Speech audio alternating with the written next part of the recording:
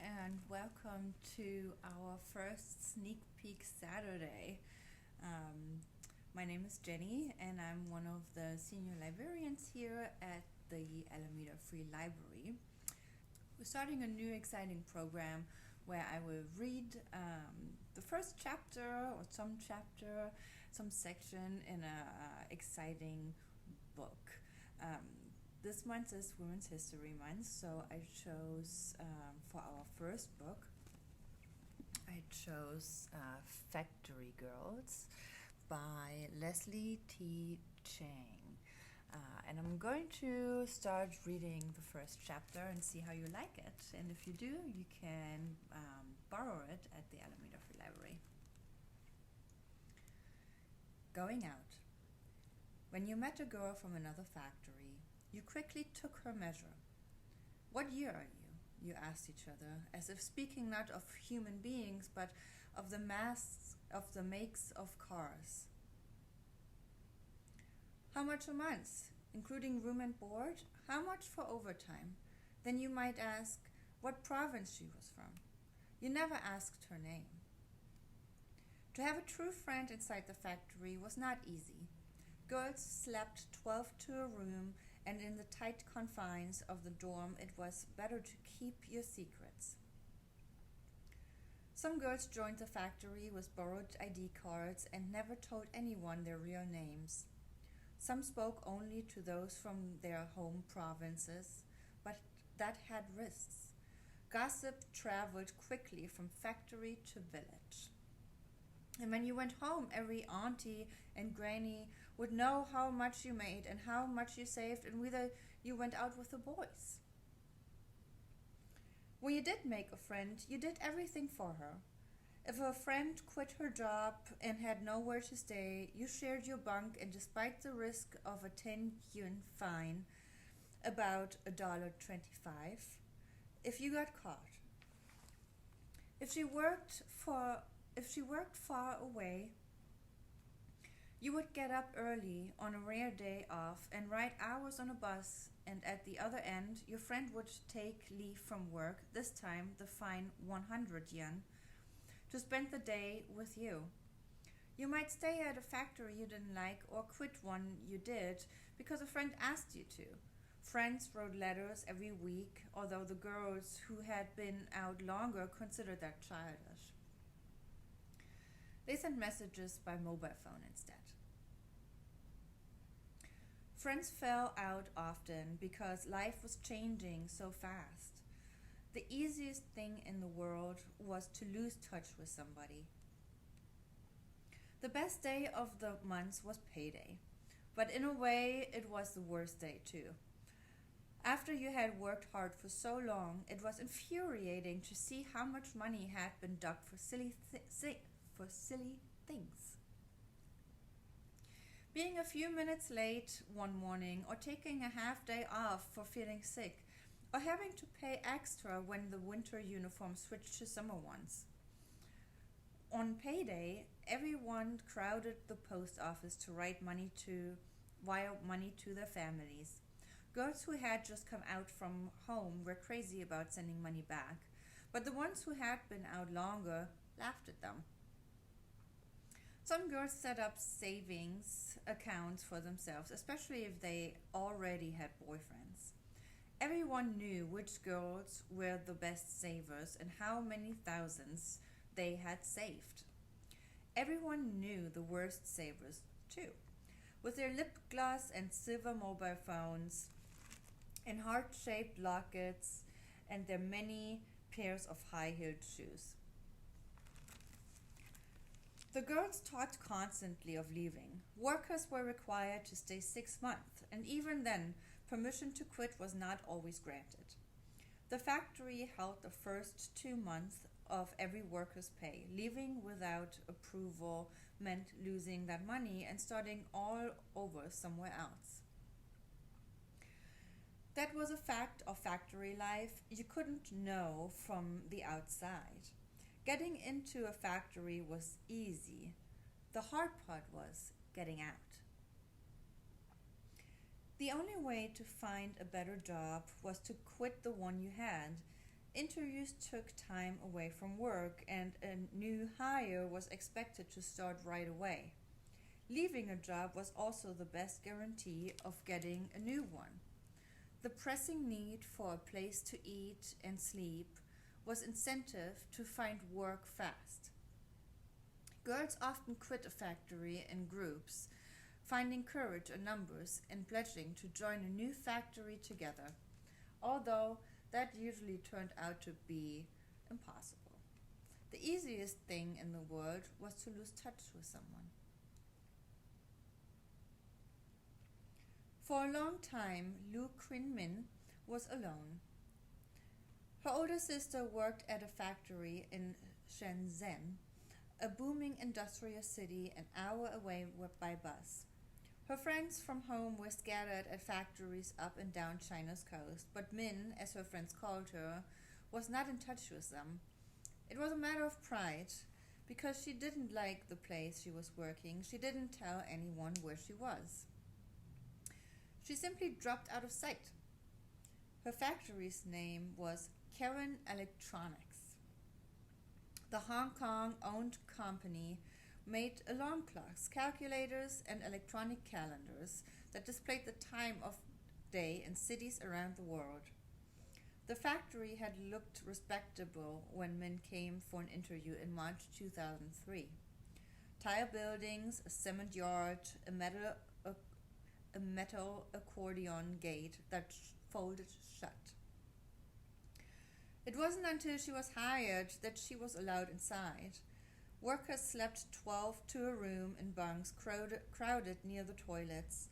The rooms were dirty and they smelled bad. The food in the canteen was bad too. A meal consisted of rice, one meat or vegetable dish, and soup, and the soup was watery. A day on the assembly line stretched from 8 in the morning until midnight. 13 hours on the job, plus 2 breaks for meals, and workers labored every day for weeks on end. Sometimes on the Saturday afternoon they had no overtime, which was their only break. The workers made 400 yuan a month, the equivalent of $50. And close to double that was overtime, but the pay was often late. The factory employed 1,000 people, mostly women, either teenagers just out from home or married women already past 30. You could judge the quality of the workplace by who was missing. Young women in their 20s, the elite of the factory world. When Min imagined sitting on the assembly line every day for the next 10 years, she was filled with dread. She was 16 years old. From the moment she entered the factory, she wanted to leave, but she pledged to stick it out 6 months. It would be good to toughen herself up. And her options were limited for now. The legal working age was 18, though 16 and 17-year-olds could work certain jobs for shorter hours. Generally, only an employer that freely broke the labor law, the very blackest factories, Min called them, would hire someone as young as she was. Her first week on the job, Min turned 17. She took a half day off and walked the streets alone, buying some sweets and eating them by herself. She had no idea what people did for fun. Before she had come to the city, she had only a vague notion of what a factory was. Dimly, she imagined it was a lively social gathering. I thought it would be fun to work on the assembly line, she said later. I thought it would be a lot of people working together, busy, talking and having fun. I thought it would be very free, but it was not that way at all. Talking on the job was forbidden and carried a 5-yuan fine. Bathroom breaks were limited to 10 minutes and required a sign-up list. Min worked in quality control, checking the electronic gadgets as they moved past on the assembly line to make sure buttons worked and plastic pieces joined and batteries hooked up as they should. She was not a model worker. She chattered constantly and sang with the other women on the line. Sitting still made her feel trapped, like a bird in a cage, so she frequently ran to the bathroom just to look out the window at the green mountains that reminded her of home. Dongguan was a factory city set in the lush subtropics, and sometimes it seemed that Min was the only one who noticed. Because of her, the factory passed a rule that limited workers to one bathroom break every 4 hours. The penalty for violators was 5 yen. After 6 months, Min went to her boss, a man in his 20s, and said she wanted to leave. He refused. "Your performance on the assembly line is not good," said Min's boss. "Are you blind?" "Even if I were blind," Min countered, "I would not work under such an ungrateful person as you." She walked off the line the next day in protest, and an act that brought 100 yen fine. The following day, she went to her boss and asked again to leave. His response surprised her. Stay through the Lunar New Year holiday, which was 6 months away, and she could quit with the 2 months back pay that the factory owed her. Min's boss was gambling that she would stay. Workers flood factory towns like Dongguan after the new year, and competition for jobs then is the toughest. After the fight, Min's boss became nicer to her. He urged her several times to consider staying. There was even talk of a promotion to factory floor clerk, though it would not bring an increase in pay. Min resisted. "Your factory is not worth wasting my whole youth here," she told her boss. She signed up for a computer class at a nearby commercial school. When there wasn't an overtime shift, she skipped dinner and took a few hours of lessons in how to type on a keyboard or fill out forms by computer. Most of the factory girls believed they were so poorly educated that taking a class wouldn't help. But Min was different.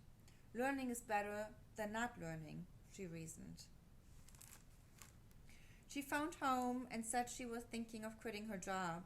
Her parents, who farmed a small plot of land, had 3 younger children still in school, advised against it. "You always want to jump from this place to that place," her father said. "Girls should not be so flighty. Stay in one place and save some money," he told her. Min suspected this was not the best advice. "Don't worry about me," she told her father. "I can take care of myself." She had 2 true friends in the factory now, Liang Rong and Huang Jiaowei, who were both a year older than Min. They washed Min's clothes for her on the nights she went to class. Laundry was a constant chore because the workers had only a few changes of clothes. In the humid dark nights after the workday ended, long lines of girls filed back and forth from the dormitory bathrooms carrying buckets of water. Once you had friends, life in the factory could be fun. On rare evenings off, the 3 girls would skip dinner and go roller skating, then return to watch the late movie at the factory. As autumn turned into winter, the cold in the unheated dorms kept the girls awake at night.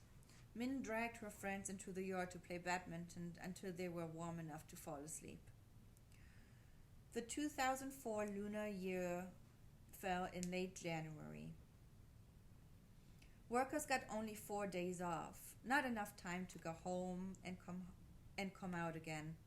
Min holed up in her dorm and found home 4 times in 2 days. After the holiday, she went to her boss again. This time, he let her leave. Liang Rong and Huang Jiaowei cried when Min told them her news. In a city of strangers, they were the only ones who knew about her departure. They begged her to stay.